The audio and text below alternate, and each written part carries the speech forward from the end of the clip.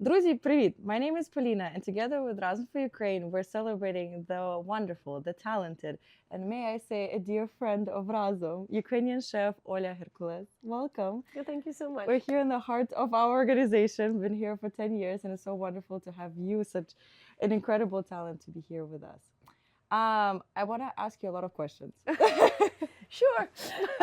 But let's start with last night. Mhm. I feel like I'm still digesting the whole experience. Aggie's Counter. You Yeah. were there collaborating with the staff. You were there giving us an experience. You were teleporting us to our grandma's house in their kitchen, sharing the culture, sharing the cuisine. So talk about that experience. Talk about our collaboration. How was it like for you? And maybe any maybe interesting or highlighting conversations that you had with the dinner Sure. guests. Yeah. So that was the last kind of thing that I'm doing in America before going back home to London. I've come here actually for Razom in collaboration, took part in your grassroots program, cultural culinary diplomacy. We went to Louisiana, and maybe I'll tell you a little bit more about that later. But yesterday was the last kind of event in New York, and I just thought, I would really love to cook for people, to reconnect with the readers of my books, and maybe, to meet other chefs and Ukraine supporters here in New York, and just put on something really nice and soulful. So my husband actually said, why don't you do it with Aggie's Counter? They've got a Eastern European kind of Hungarian Jewish vibe, and it's right up your street. Jeremy's cookbook, second generation, is all about his connection to his grandmothers, etc. And that's kind of what I do as well. So both of our style of cooking is, it looks pretty, but when you taste it, it tastes like your grandma made it. I think that's the best kind of food, to me anyway. So that's what we did. So we prepped for 2 days straight. The guys even were making pickles from last week, which is amazing. And we've put on a collaborative menu. So we had some deviled eggs from Aggie's Counter and some mackerel from them. Then I made some sourdough crackers and farmer's cheese and dill oil and kefir chickens and ohirkivka, the broth that I think everybody loved and connected with. So ohirkivka, for those who don't know, sometimes it's also called rasolnik. You make a broth, a stock. The meat one involved pork ribs, which is a very Ukrainian thing, and the veggie one was mushroom. And basically, to cut through the earthy or kind of those meaty flavors, you put loads of fermented gherkins, grated, and also loads of brine. So it was sweet and sour and a little bit like nicely salty with barley and delicious. And actually, that was a dish that really resonated across cultures. There were Ukrainians, there were Hungarians, there were people, Americans with Czech roots. There was a random man that lives in the area, and he just came to take a takeout. He didn't know anything about the event. He has Chinese heritage, and he said, this pork broth tasted exactly like my dad made it. So this is food is something that really just unites people all over the world, I think. And not just the flavors, but also the whole idea of sitting around the table and sharing a meal. This is when all of the stories come out. This is when people just say, we're human. We're all related. We all had a grandma. We all have parents. We all have a family. And that's something incredibly uniting. There's so much noise online and so much discord and so much negativity. I think people are really pulled apart when we look at a screen of a phone. It can be also a very positive thing, but I feel recently there's been really quite a lot of this discord. And it just proved yesterday, we fed 80 people, and every single one supported Ukraine, wanted to help further. And by the way, thank you so much for the QR code that you provided. We've put it on the menu. And I went and talked to every person individually and just asked them, please go to this QR code, put your name and address in, and 4 emails will be sent to your representatives in the government. And they all promised to do it. Amazing. I mean, again, That's so wonderful that we got to collaborate. And again, thank you for sharing your talents with us because I feel like, all Ukrainians, we have one mission, and it's amazing to see how we all find ways to combine forces. Yeah, absolutely. It's my pleasure. But actually, on top of that, so let's talk about Louisiana. You worked with the local chef there. You did several events. Many events. How did that all come together? I mean, Yeah. it's also, the cuisine in Louisiana is very different as well, but you seem to have found some cohesion, some, similar ingredients.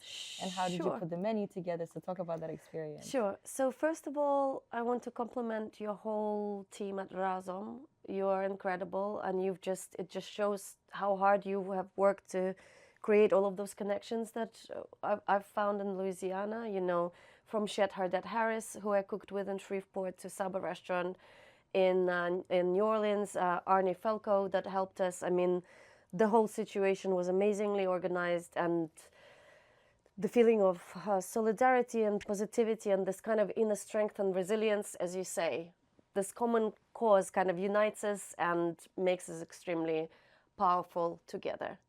So we started in Shreveport. We wanted to reach out to local community because, even the most well-read people in America, I feel sometimes don't understand what's going on in Ukraine. Right.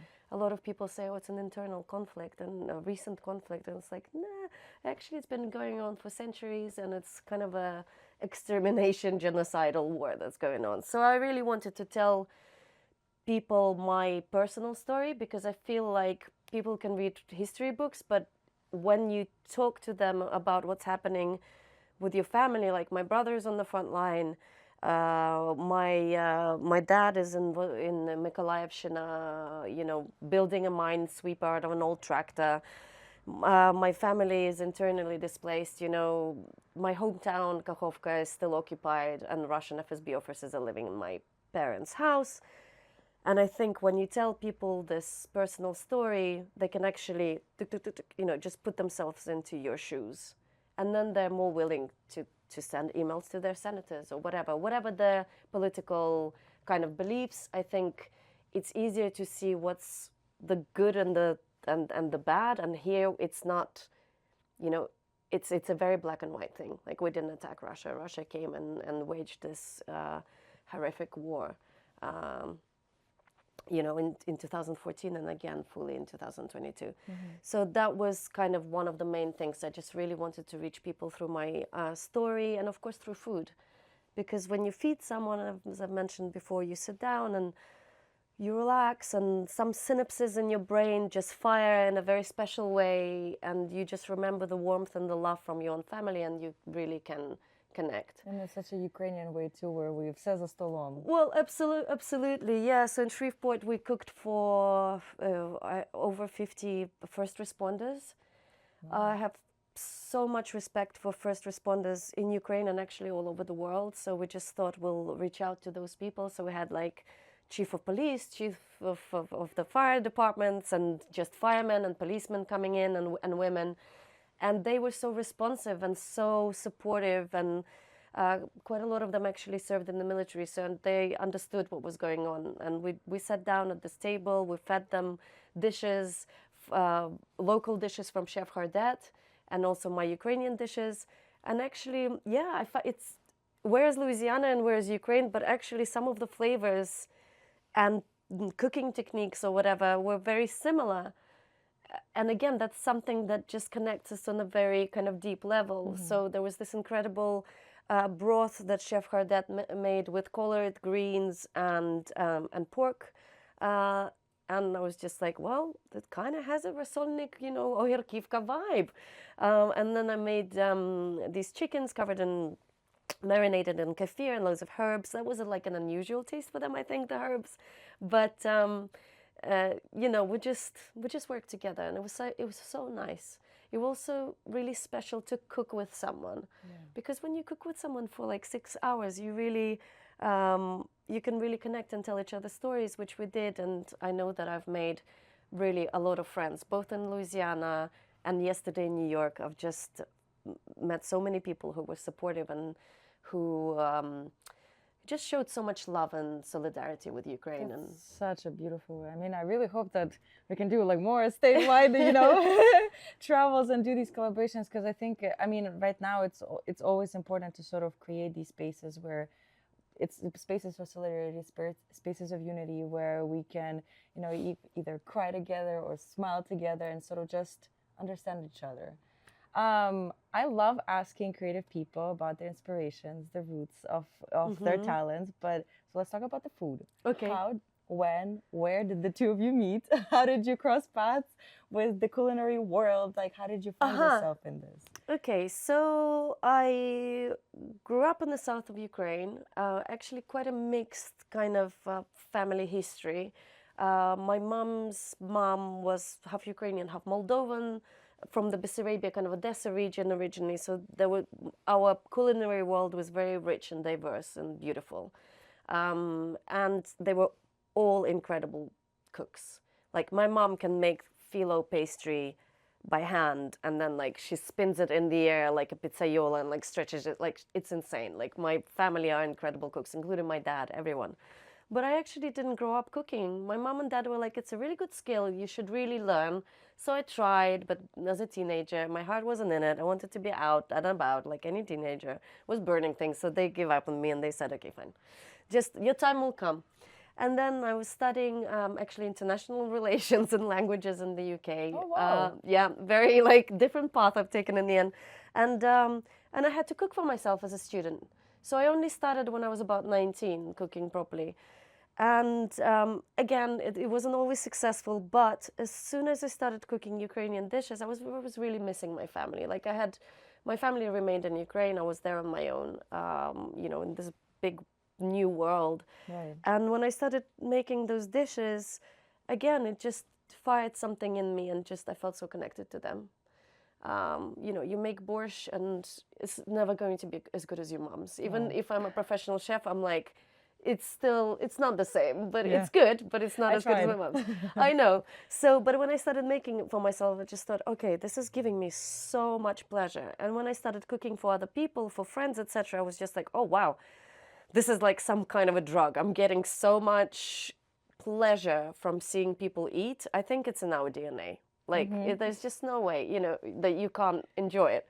So I started cooking for myself. Then I was working as a junior reporter for a film magazine, for Screen International for 3 years. And then in 2009, the financial crisis happened, and I just thought, okay, I need to do something else with my life. I survived 5 rounds of redundancies. I was like, I might be next.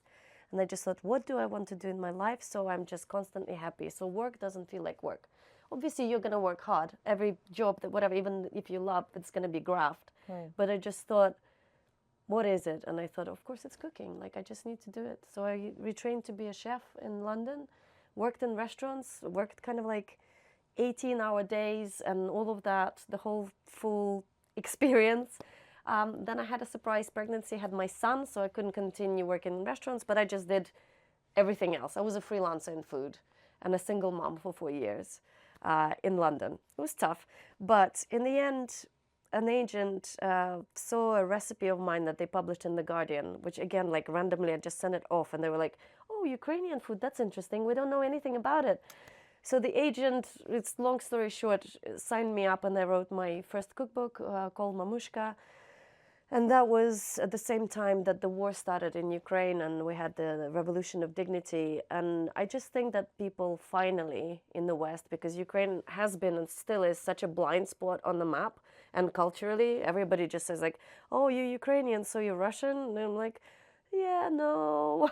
Right. Ukraine is a separate culture and we have our own language and music and food, etc., etc., etc. It was just so exhausting to explain to everyone. So finally, unfortunately, because of the war, people were like, we want to know about Ukraine beyond these disturbing headlines. Who are Ukrainians? What do they eat? How do they live? How do they sound? How do they sound? listen to? Yeah, exactly. So, so this agent saw the potential, and eventually I got my first cookbook, and then I wrote another 3, and I'm writing my 5th one. And I've just written a memoir as well, which is coming out in the US on August 12th. It's called Strong Roots. And it's 100 years of personal family history. So my family history starting in 1921 with the first Holodomor. So there's loads of kind of obviously dark bits, but I think people, the ones that have read it already, have said that they came out of it with a feeling of hope and light and just amazement at Ukrainian resilience. And however hard it gets now, when I think about my grandparents and my parents and what they had to go through, I just think I can do it. Right. Whatever is happening to us now, we're tired, but we can do it. We're Ukrainians. We can't do it any other way. We're just extremely resilient. And it's all of these things, what I found out in the last 3 years, cooking, art, music, all of those things that we are so good at. We're so good at because we've figured out that this is the way that we survive. Right. That boost of creativity, that boost of positivity, the boost of this interconnectedness between people and the people that we meet. There's just something strong and uniting about it. And I just think that Ukrainians have developed ways of survival, and some of them are just really beautiful and steeped in creativity. Right, right. I mean, first of all, what a beautiful journey that you've had. It's quite inspirational. I think just all these different parts and experiences of your life just makes the whole experience that you gift people through your food, through your talent, is incredibly beautiful. I mean, several questions going on from there, but since you already started talking about your book and sort of the innovation and this recognition that Ukrainian cuisine is having, from your experience, well, first, like, what do you hope that audiences will get out of reading your own personal stories and connecting with Ukrainian cuisine, and sort of where do you see Ukrainian culinary world going? What are your hopes for it? Oh, it's not even hopes. I know that it's happening already. I know that it's already on the way, this kind of like boom of, in a very positive way, of Ukrainian culture in general, but also its food. Because, so for example, I follow and I'm in communication with quite a lot of people, cooks, chefs who are still on the ground in Ukraine. So for example, there's this natural wine bar in Kharkiv called Shvili Bar. And it's these two incredible guys. One is a chef, another one is horticulturalist. And they're still in Kharkiv. They're refusing to leave. They're putting like special tapes on their windows to keep them together if there's a blast. They're growing vegetables in an old kind of outside allotment that belonged to one of their grandmothers. And they're growing like artichokes and okra and you name it. And the creativity of their cooking, the interior, the music that they play, the people that they attract, they're still able to even get Georgian wines into their restaurant. I don't know how they do it, because restaurant business is hard in general. Yeah. But just to show you with just this one example, and it's one of many, just how incredible our people are and how they're not giving up. And in particular, I feel like Kharkiv is, people have such a strong connection to the city. And I don't know, there's just some kind of a energetic vibe there or something like that. That's where the Budynok Slova was, and where the Ukrainian Renaissance has been captured and then eventually executed. But these people are not giving up. And I feel like if they can do it now while missiles are raining on them, once we reach victory and peace, there's going to be this explosion of creativity, and we can lean on our traditions and take them forward into the 21st century. Yeah, God, it's just, I'm also reflecting about this because, I mean, my medium is film, and sometimes, it's past 3 years since the full-scale invasion, 11 years since the beginning of the war, sometimes as an artist, I reflect on what is my role in this, like what are the type of stories that I'm telling, how I'm representing Ukraine. Because in most cases, especially like here, you tend to be the first Ukrainian that somebody meets, So it's like my movie could be the first Ukrainian story that they hear. And so there's a sense of responsibility. So for example, your dinner might be the first Ukrainian dinner that they ever attended. And so again, there's this special connection that you have with this person. So I wonder, what's it like for you as an artist to keep creating during this time, to keep essentially storytelling through cuisine? Sure. So I'm going to be honest, when the full-scale invasion broke out, for about 4 months, I couldn't cook at all. I actually couldn't even eat. A friend of mine just kept on sending me this broth, just like literally just liquid. That's the only thing that I could take in. I just couldn't do it. I don't know. I was vicarious trauma. It also exists, and we all know about it. And I couldn't cook. So I would like try to chop some cabbage, and I was just in tears because, my family was under existential threat. Like, how do you go through it? So I lost that ability, and I just thought, oh my God, I lost my superpower. How am I gonna work? How am I gonna be creative again? It was just there was a total block on my brain. And then slowly, just little bits, step by step, as they say, started doing a little bit of therapy, started doing actually embroidery, and I painted some petrikivka on the kitchen door. So I started getting into different ways to create, just to kind of like loosen me up again.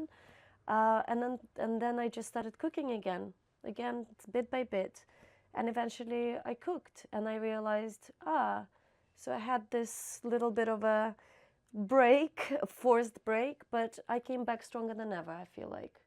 And even yesterday, cooking with Jeremy Solomon and Sarah at Aggie's counter, I just felt this incredible surge of energy, physical energy, and also creative energy.